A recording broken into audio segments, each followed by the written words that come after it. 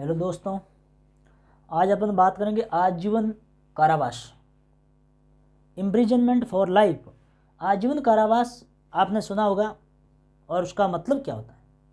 क्या आजीवन कारावास का मतलब पूरी ज़िंदगी होता है, या अलग अलग विधियों में इसमें कहा गया है कि आजीवन कारावास जिसका लघुकरण सरकार कम कर रही है तो वह कहाँ तक करेगी? आजीवन कारावास का मतलब क्या होगा? ये दो विधियां हैं। एक है भारतीय दंड संहिता, जिसको आईपीसी कहते हैं, 1860 में बनी। एक दंड प्रक्रिया संहिता 1973 में बनी। इन दोनों में कुछ अलग अलग बताया गया है कि आजीवन कारावास का मतलब क्या होगा। आज हम स्पष्ट करते हैं कि आजीवन कारावास का मतलब क्या होगा। यह आईपीसी है, शॉर्टकट इसको आईपीसी कहते हैं। आईपीसी की धारा 55 और सीआरपीसी की धारा 433, इन दोनों में यह कहा गया है कि किसी व्यक्ति को आजीवन कारावास दिया गया है और सरकार उसको कम करना चाहती है। और सरकार का मतलब यहाँ पर होता है समुचित सरकार।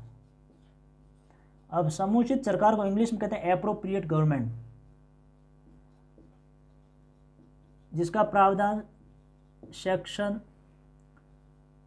55A आईपीसी में है। यानी समुचित सरकार का मतलब एप्रोप्रिएट गवर्नमेंट।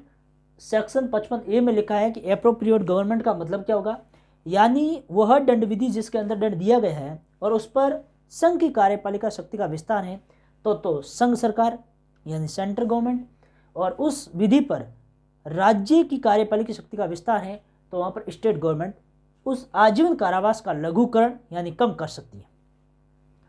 ऐसा प्रावधान आईपीसी की धारा 55 में और सीआरपीसी की धारा 433 में किया गया है। इसमें लिखा है, वह शब्द यूज किया गया है वह है अभियुक्त।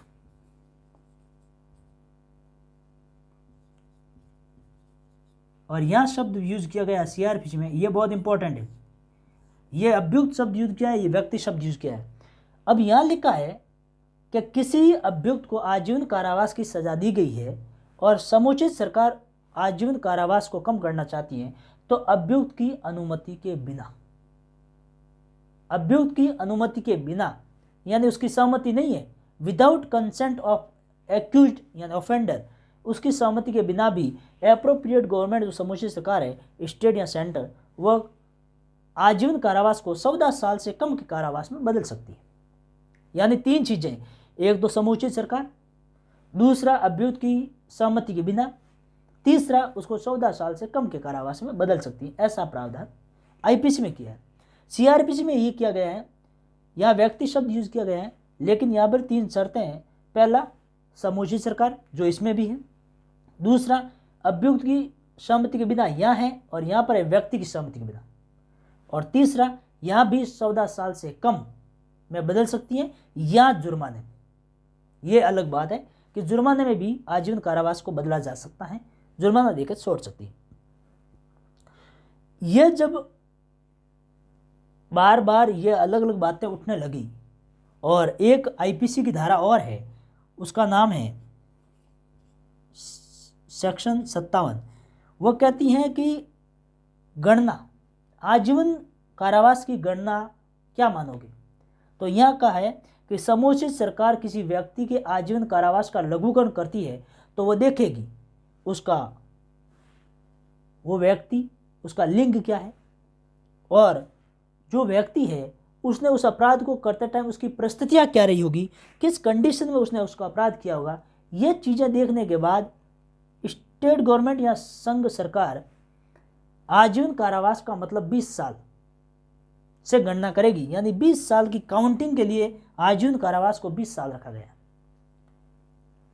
लेकिन सर्वोच्च न्यायालय ने एक केस था जिसका नाम था भागीरथ बनाम दिल्ली प्रशासन, और एक था आपका गोपाल विनायक गोडसे बनाम स्टेट 1961 में क्लियर कर दिया कि आजीवन कारावास का मतलब जीवन पर्यंत जिंदगी जेल में बिताना होगा। यानी मृत्यु तक जेल में रहना होगा। न्यायालय ने यह स्पष्ट कह दिया कि जब हर व्यक्ति का जीवन अनिश्चित है, कौन कितने साल जिएगा, तो फिर आजीवन कारावास की सजा निश्चित कैसे हो सकती है। यानी न्यायालय यह कहना चाहता है कि जब व्यक्ति अलग अलग उम्र में सब जीते हैं तो आजीवन कारावास की सजा को हम निश्चित नहीं कर सकते हैं। और यहाँ पर आजीवन कारावास का मतलब शेष बची जो प्राकृतिक लाइफ है वो पूरी जेल में बिताना होगा। अब हुआ क्या, जब ये सरकारें 14 साल से कम करना शुरू कर दी इन सजाओं को, और राजनेताओं के सहते व्यक्ति या नज़दीकी रिश्तेदार जो भी अपराधी थे उनकी सजाओं को कम करने लग गई, जुर्माने में बदलने लग गई, या 14 साल से कम करके छोड़ने लगी 2-4 साल से, तो इसका ज़्यादा दुरुपयोग होने लगा। तो एक प्रावधान और किया गया, वो है सीआरपीसी में धारा 433A जोड़ दिया, यह 1978 में जोड़ दिया गया और इसमें ये प्रावधान कर दिया। अब 433A जोड़ के कह दिया कि 433 में जो आप सज़ा कम कर रहे हो, लघुकरण कर रहे हो, या जो भी आप बचपन में वगैरह कर रहे हो, तो उसके लिए अब शर्त तय कर दी सरकार ने। अब शर्त यह है कानून में कि जिस विधि में किसी व्यक्ति या अभियुक्त को आजीवन कारावास दिया गया है और उसी धारा में मृत्युदंड का भी प्रावधान है। मान के चलो 302 में मृत्युदंड का भी प्रावधान है और आजीवन का भी प्रावधान है। जहां व्यक्ति ने मृत्युदंड और आजीवन का प्रावधान है और आपने आजीवन दिया है, मृत्युदंड उसको नहीं दिया है, तो फिर आजीवन की सजा दी है तो सरकार लघुकरण जब कम करेगी उस आजीवन को, तो इस बात का पूरा ध्यान रखेगी कि वो कम से कम 14 साल कारावास में बिताने के बाद उसको छोड़ेगी। यानी 14 साल तो कम से कम बिताना होगा, ये प्रावधान किया गया।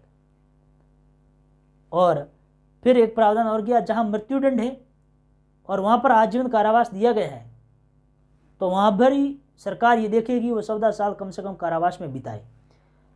अब न्यायालय ने ये स्पष्ट किया है कि आजीवन कारावास का मतलब जीवन पर्यंत जिंदगी जेल में बिताना। स्पष्ट है, आजीवन कारावास का मतलब शेष जिंदगी जेल में बिताना। धन्यवाद।